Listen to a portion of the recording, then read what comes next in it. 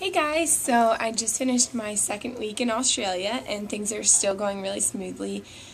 Classes just started yesterday, so I'm trying to get into the swing of things.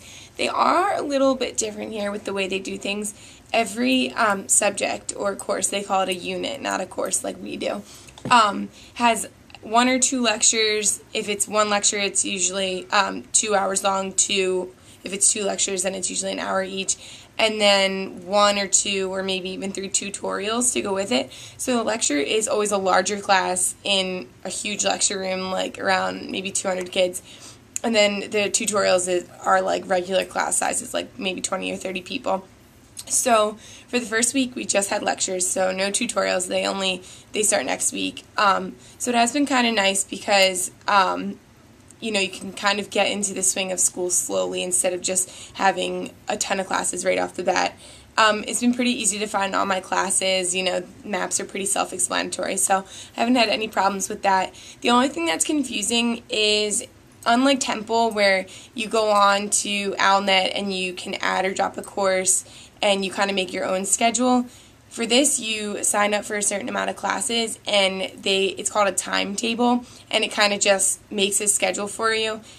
But if you find a schedule you like, you have to print it like a bunch of times, because the next time you try to go to it, it'll be gone. It'll be something different. So, and also when you add or drop a course, it changes your timetable, so all the classes get changed, which is really confusing, but I'm kind of getting used to it. The only thing that stinks for study abroad students is that you can't add or drop a course on your own. You have to go to the international office and they do it for you. So I've already dropped like 4 classes and added a bunch of different ones. So it can get a little time consuming running back and forth there and waiting in like an hour-long line.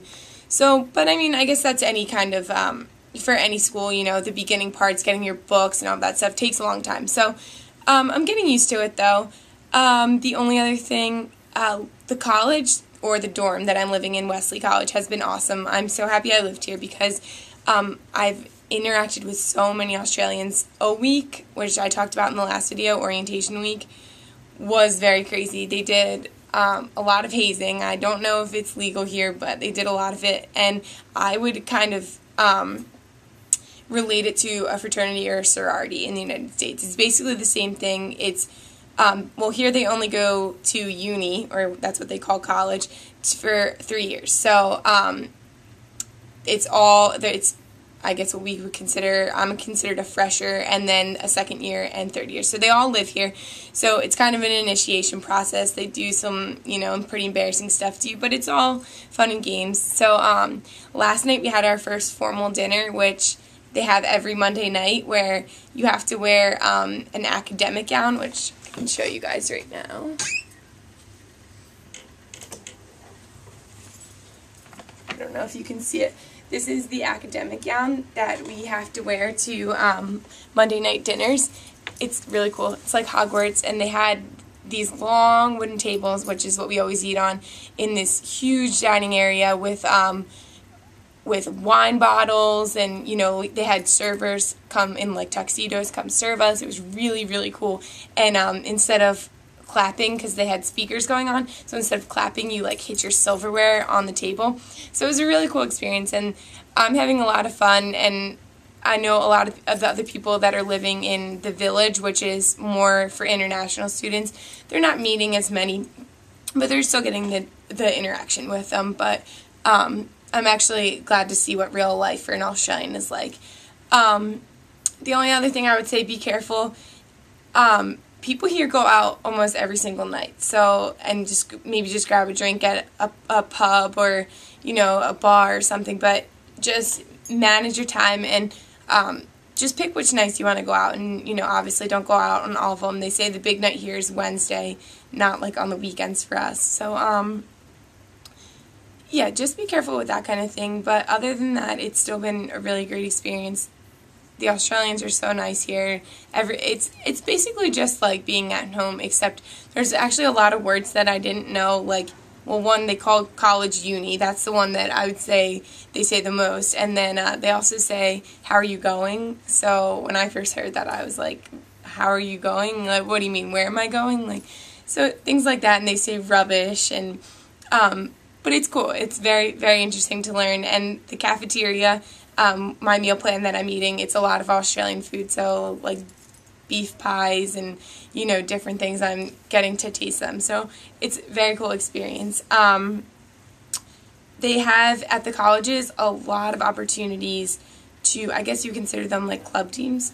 So I'm actually going to try out for the rowing team for Wesley. So it's not like for the university, so it's not, you know, on such a high level, but they have like a competition in between all the different colleges. So it's actually pretty cool and pretty intense. And they also offer like drama, music, you know, choir, photography, anything like that, any sort of competition. It's actually a really cool way to get involved.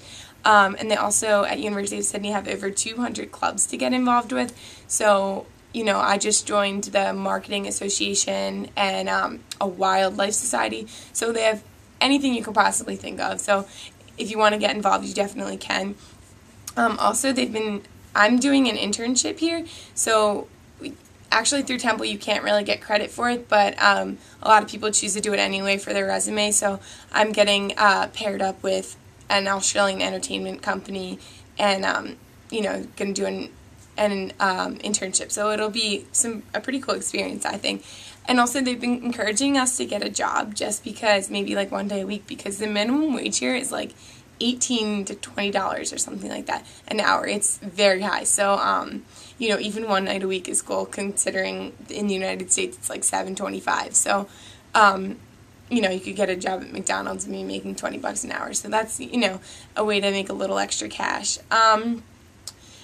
Butler has been planning some little excursions for us to do. On Sunday we went on a bike tour around Sydney and we rode our bikes over the Sydney Harbour Bridge and all through the city, and they showed us some cool spots to, you know, go eat or whatever. And then my advisor is actually taking us, she's meeting us on campus on Thursday and is taking us to Chinatown and showing us, you know, the spots where you can get cheap Thai food or cool shopping places. So going through a program definitely has its perks. They've been very helpful, and, you know, things that you wouldn't be able to do on your own or you wouldn't have the knowledge to do, they're giving it to us. So they've been very helpful. But other than that, Mardi Gras this weekend, so Sydney is actually a really, really big city for Mardi Gras. They have one of the biggest parades, actually I think the biggest parade in the world, so for Mardi Gras. So I'm looking forward to that. But yeah, and then tutorials will start next week along with lectures, so it'll be more in the swing of things with school. Their semester is actually only 13 weeks. I think ours is like 15, and I think you actually have to take out another week for spring break, so maybe only like 12 weeks, which is, you know, pretty cool if you're a student and it gets done quicker.